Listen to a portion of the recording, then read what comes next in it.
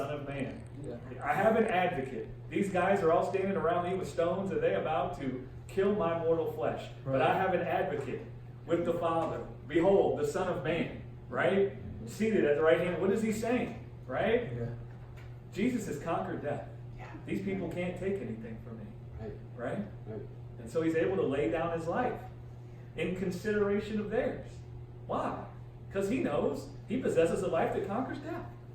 So even should he lay down the life he has in this world, that's not him ceasing to exist or have life. He'll be raised up, right? Right. It changes That is everything. such a picture because actually Jesus stood right there, didn't he? Yep. Yeah, He did. He stood. He Right? stood. He stood. Right? And so you get that into your thinking, you'd be shocked how it changes the way you view things. And this isn't theoretic what my mom preached.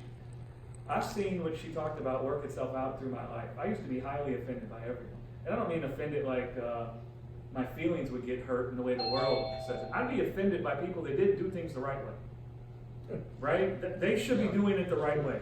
And the fact that they're not is a problem. And you better believe that, man, from a little bitty kid, I would let people know about it when it wasn't the right way. That's right. Because I was highly offended.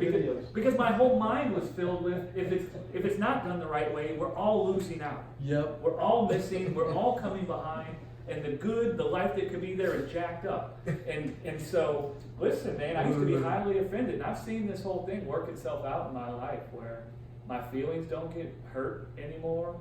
That the offense, when something does sting, it comes and it goes. I've seen it in my relationships.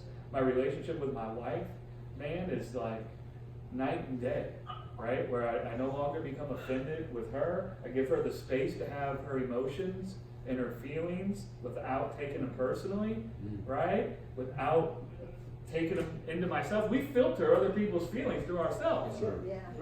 We don't realize that, but we do it. And in doing that, we don't give the other person an opportunity to have a negative emotion. Because we immediately think it's got something to do with us. And so now we're in there. What did we do? Yeah, ding ding. Because the moment you think that other people's emotions are at your feet, at your step, listen, man, you're going to be all the time fighting when they're having a negative moment. Man, that was horrible. That's horrible for my wife. She could never have a negative moment because the man wants the wife to always be happy. And so he takes it upon himself. And so he doesn't realize it, but the moment the wife isn't happy, he takes it personal. And so he never lets the wife just have a bad day or have a bad moment. He's taking it personal. And now he's going to be up in the business, right? And he's going to feel like she's accusing me. Isn't she thankful for what I do? You know, all that kind of a thing. But man, she's a human being with a heart and fears and anxieties and weaknesses. And man, the world comes to her house sometimes too. And when you get what my mom talked about inside of you, it gives people the space, right? To feel and experience without you inserting yourself into it, right? And then you have great discernment about how you can actually be of help, right? Yep. Instead of taking it personally and getting angry. Because that's what will happen. I lived it, right? You get angry. Haven't I done enough? Don't I do enough? Right? I gotta get